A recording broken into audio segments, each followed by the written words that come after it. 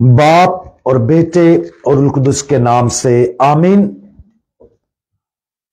आज हम मुकद्दस लूका की अंजील उसका दूसरा बाब और उसकी 19वीं आयत पर ध्यान और ज्ञान करेंगे। और आज हम यस्सु की मां खुदा की मां है इसके बारे में सुनेंगे। और जैसा कि मैंने कल से कल के आने वाले दिन की जो रिफ्लेक्शन है उसको मैं एक दिन पहले इसको पेश करना शुरू मैंने किया है, इसलिए नए साल की जो रिफ्लेक्शन है उसको मैं अभी पेश कर रहा हूं। इसलिए मैं अपनी तरफ से और अपने पूरे घराने की तरफ से आप सबको नया साल बहुत बहुत मुबारकबाद पेश करता हूं। और मेरी दुआ है कि ये नया साल हम सब के लिए खुदा बाप की रहमतों, बरकतों और फजाइल का साल हो, ताकि इस नए साल में हम ना सिर्फ दुनियावी तौर पर बल्कि रूहानी तौर पर भी तरक्की करें, ताकि रूहानी तौर पर आगे बढ़ने के वसीला से हम खुदा बाप और खुदावंद यीशु मसीह की कुर्बत का तजर्बा करें।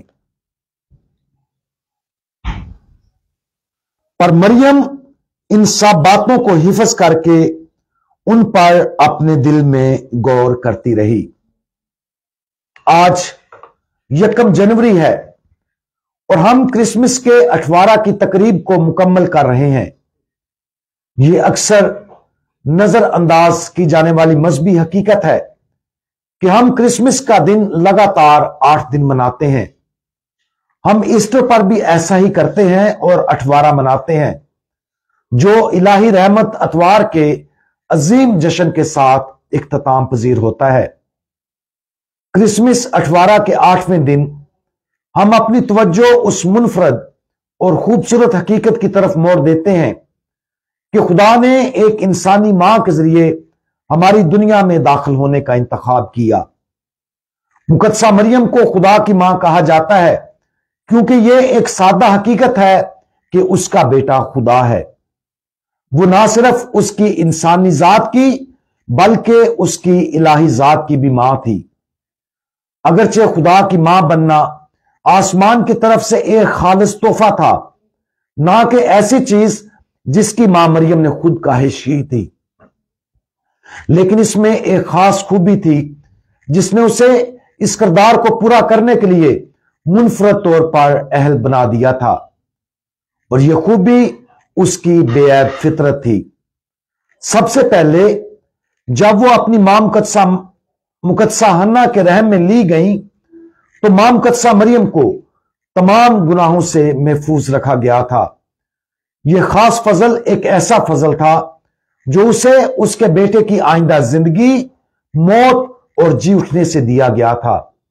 यह निजात का फजल था जिसने उसे खुदा को दुनिया में लाने के लिए कामिल और खालिस आला बनाया।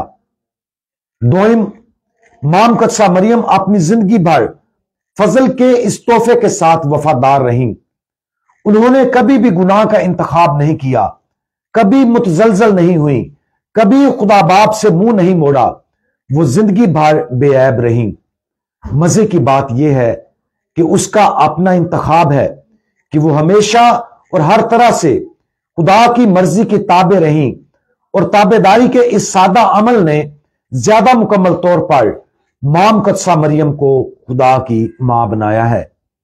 जिंदगी भर खुदा की मर्जी के साथ कामिल इत्तेहाद के अमल के जरिए वो खुदा को मुसलसल और मुकम्मल तौर पर हमारी दुनिया में लाती हैं, और उसकी यह वफादारी उसे इलाही फजल और रहम की कामिल मां और हमेशा के लिए खुदा की रूहानी मां बनाती है।